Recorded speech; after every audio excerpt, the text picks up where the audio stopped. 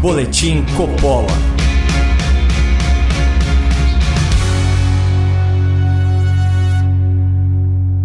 Sejam muito bem-vindos ao Boletim Coppola de explicação e adaptação. Se esse conteúdo te deixar desconfortável, eu peço que você canalize essa energia compartilhando o vídeo nas suas redes sociais, no seu WhatsApp e no Telegram, fechado? Bom, ontem estava eu muito inspirado roteirizando um programa sobre política e criminalidade. O boletim já tinha até título Recado aos Criminosos. Eis que, de repente, não mais que de repente, eu recebo da direção dessa emissora a seguinte mensagem, que foi endereçada a vários colaboradores e já está publicada até na mídia. Aspas. Com base em decisão do Tribunal Superior Eleitoral, estamos orientados pelo jurídico a não fazer qualquer associação entre o candidato Lula da Silva e o crime organizado. Putz, lá se vão pelo ralo horas e horas de pesquisa e redação. E o pior é que nem foi a primeira vez. Ouvintes e espectadores mais atentos já repararam que nessas eleições, muitas edições do Boletim Coppola não foram ao ar. Às vezes, a ordem para derrubar o conteúdo se dava com o programa pronto. Nesses casos, a sua exibição ficava limitada às minhas próprias redes sociais e ao canal Caio Coppola no YouTube. Em mais de uma ocasião, eu confesso, cheguei a me indignar com a direção da casa. Isso é censura! Ontem mesmo, eu reclamei, praguejei e até cogitei rescindir meu contrato num ato de protesto.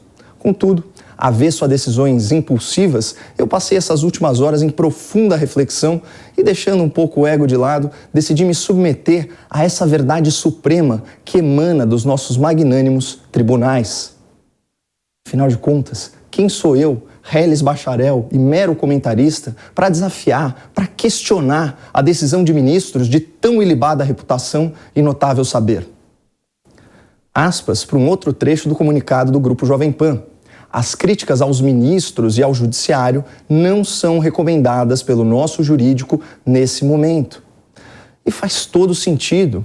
Onde já se viu criticar magistrados e instituições que só querem o bem da nossa democracia. Isso não é liberdade de expressão, é crime de opinião. Só falta transformar em lei, mas isso é um detalhe.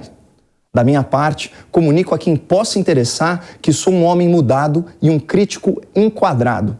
Não pela direção da Jovem Pan ou pela decisão do TSE, mas pela realidade dos fatos, por essa verdade que se impõe e que esbofeteia a nossa cara.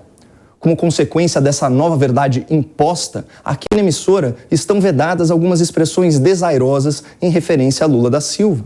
Durante as eleições, o candidato não poderá ser chamado de ex-presidiário, descondenado, ladrão, corrupto ou chefe de organização criminosa. E não poderia ser diferente, pessoal. Quem é mais leigo na ciência jurídica talvez não saiba interpretar corretamente o princípio constitucional da presunção de inocência. E aqueles que desconhecem o nosso direito contemporâneo ainda acham que inocente é aquele que não cometeu crime. Ledo engano. Segundo o entendimento majoritário do STF, inocente sem culpa é aquele que não possui sentença penal transitada em julgado. Para esses ministros, não é a prova do crime que torna o homem criminoso, mas a conclusão do seu processo. E as ações penais contra Lula da Silva, assim como as suas sentenças condenatórias, foram todas anuladas ou prescreveram. Portanto, aos olhos do Supremo, Lula é tão inocente, tão probo e tão sóbrio quanto cada um de nós. De outra forma, Lula não poderia ser candidato. A propósito, a palavra candidatura vem do adjetivo latino cândidus, que significa alvo, casto, imaculado. Na Roma Antiga, postulantes a cargos públicos trajavam vestes brancas, simbolizando a pureza das suas intenções, a rigidez da sua biografia e a decência do seu caráter. Lula da Silva, esse exemplo de candura, já se declarou a viva alma mais honesta desse país. E quem sou eu para duvidar de uma afirmação tão convicta? Quem sou eu para questionar a legitimidade ou a moralidade da sua candidatura? Aliás, me causa espécie constatar que alguns dos meus colegas ainda insistem em desafiar os fatos, qualificando o nosso ex-presidente da República como um ex-presidiário. O insulto não procede. Para ser presidiário, é preciso estar encarcerado numa prisão, o que não aconteceu com Lula da Silva. É de registro público que, quando estava sob custódia do Estado, o ex-presidente foi hóspede de honra de uma superintendência lá da Polícia Federal em Curitiba. Ele nunca pôs os pés numa prisão, nem dormia em cela fechada. Conforme a apuração da revista Veja, seu alojamento era uma suíte de 15 metros quadrados, com pequenos confortos e porta de madeira sempre destrancada. No seu quarto, Lula tinha TV de plasma, armário e uma mesa de reunião, de onde ele, sempre muito trabalhador, ajudou a coordenar a campanha petista em 2018. Portanto, acertam o TSE e a Jovem Pan ao proibirem menções a Lula como ex-presidiário, pois mesmo preso por inesquecíveis 580 dias, ele nunca residiu em uma prisão. Agora, esquecendo um pouco do Lula, eu peço vênia para terminar numa nota mais pessoal. Minhas sinceras desculpas a todos os candidatos e todos os magistrados que eventualmente tiveram sua sensibilidade ofendida pelas minhas palavras ao longo dessa eleição. Infelizmente, só agora, devidamente enquadrado, eu consigo enxergar essa nova verdade alternativa que me foi imposta e que é muito mais condizente com a democracia, a brasileira. Nesse sentido, meus agradecimentos ao TSE e também à Jovem Pan, que de forma muito generosa encerrou assim seu comunicado. Aspas.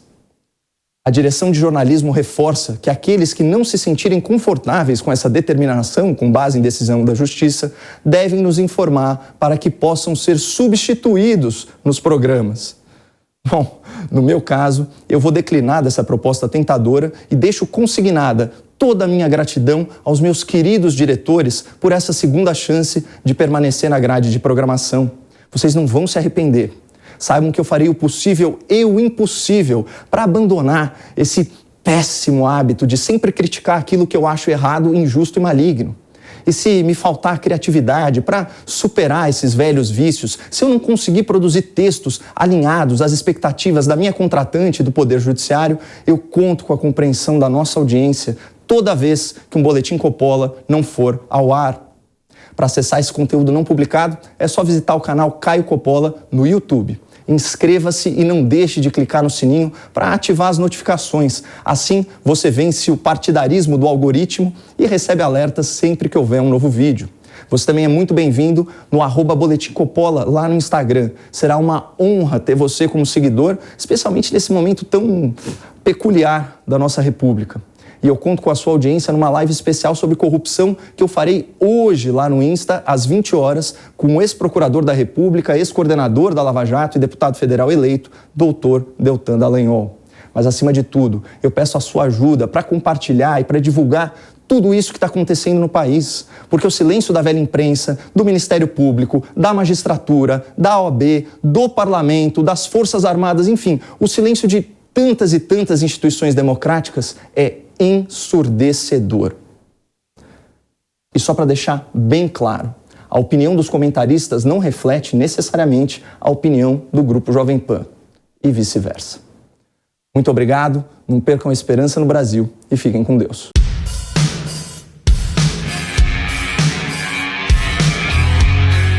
A opinião dos nossos comentaristas não reflete necessariamente a opinião do Grupo Jovem Pan de Comunicação. Realização Jovem Pan News.